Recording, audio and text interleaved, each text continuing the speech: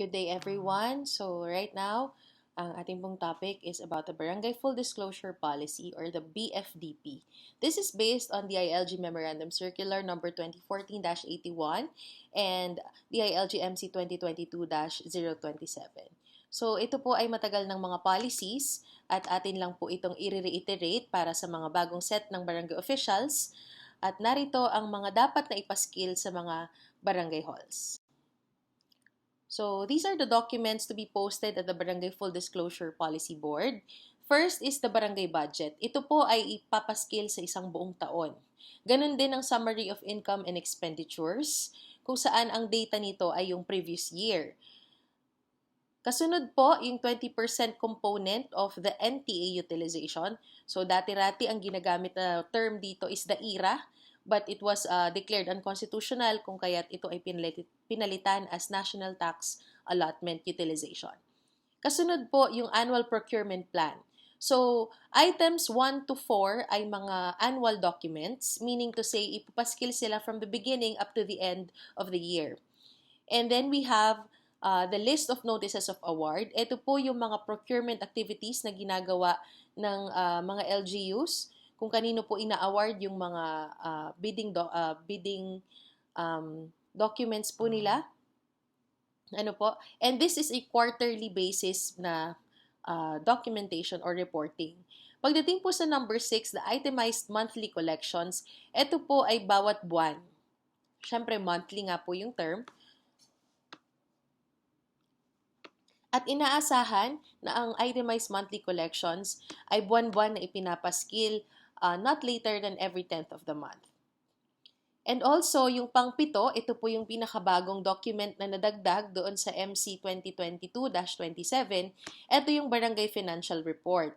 So, meron niyang sariling format at ito po ay hinahanap ng BLGF as compliance po ng mga barangays pagdating sa report na ito. So, kaya dinagdag po ito sa Barangay FDP upang maobliga ang ating mga barangays na mag-submit at magpaskil ng kanilang mga barangay financial reports. Dito naman po sa susunod na slide ay ito yung ating quarterly report form. So this is the Barangay Full Disclosure Policy Report Form number 1 to be submitted every 10th day of the ensuing quarter. So, makikita nyo po dito yung kung kailan yung reporting period. For example, ngayong January ay for the month of January po ang submission ng 4th quarter 2023. So, papalitan nyo po yung nakalagay na information dyan, ilagay nyo yung barangay ninyo. And then, dito sa mga documents na nakalista po dito, ilalagay nyo po dito sa annual column, date posted for the 1st quarter and remain posted for the 4th quarter. So, anong petsa nyo po pinaskil yung inyong 1st quarter na barangay budget, summary of income and expenditures, 20% component ng NTA, annual procurement plan, at saka yung barangay financial report. And then, sa susunod po na column, quarterly. So, ito po ay ilalagay lang dyan kung 1 or 0. 1 kapag nag-comply, 0 kapag hindi po nakapag-comply or hindi posted. So, ganun din po for the month of for the 4th quarter of 2023, ilagay nyo din po dyan kung nakapag-comply kayo sa posting ng itemized monthly collection and disbursement. So, for the months of October, November, and December.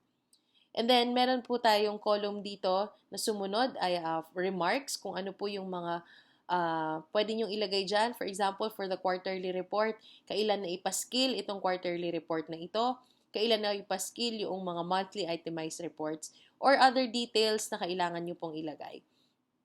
Then, at the bottom, we have the total number of documents posted. Ayan, out of 9, kasi shampoo ito, 7 plus yung, ito kasi, 3 kasi itong monthly collections, kaya total of 9 po yan. Ilagay nyo po kung ilan yung documents na nakapaskil out of 9. At ito po ay hihanda ng mga barangay treasurers na pipirmahan din po ng inyong mga punong barangays. At ipapasa sa DILG office upang pirmahan din po ng MLGOO. So apart from this quarterly report form, we're also obliging you to submit picture, MOV, means of verification na photo documentation ng inyong Barangay Full Disclosure Policy Board. So, saan naman natin hahanapin yung mga soft copies ng mga forms? So, meron po kaming ginawang localized links kung saan po matatagpuan itong mga forms na ito. It is already posted at the group chat at pwede nyo pong i-download dito through the short link. Huwag po kayong mag-alala, yan po ay safe at hindi po scam link or spam link. Or you can scan through this QR code sa inyong mga cellphones kung hindi po or kung nahihirapan po kayong magbukas sa inyong mga laptops. Dito naman po, makikita natin ang Barangay Full Disclosure Board na template. Makikita nyo din po dito yung standard na itsura dapat ng isang Barangay Full Disclosure Board. So, meron po ditong mga sukat na nakalagay, ano yung mga font na gagamitin, at yung mga logo, kagaya po ng logo ng DILG, pakigamit po yung bagong logo ng DILG. At dito po naman sa kabilang side ay ilalagay ang barangay logo. Then, meron pong mga labels, yung bawat document na ipapaskil nyo po dyan. And we would like to include yung pong Barangay Financial Report as an additional document. So, idagdag nyo po yon dito sa inyong Full Disclosure Board. Kasi kung makikita nyo dito, 6 lang yan. Pero dito sa Itemized Monthly Collection, 3 po yan per quarter. And include the Barangay Financial Report. So, bali ang makikita po natin dyan, 7 na po yan. Kapag nagdagdag kayo ng document, diskartehan na lang po kung paano po pagkakasyahin doon sa inyong Barangay FDP. So, please comply with the set of colors. It doesn't matter naman kung anong material yung gagamitin for as long as nakakomply po tayo doon sa itsura ng standard of Barangay Full Disclosure Board. So, reminders to please use the prescribed forms and update regularly. So, baka magtaka kasi kayo pagdating nyo doon sa link, iba yung itsura ng barangay budget or kaya ng summary of income and expenditures, iba yung itsura.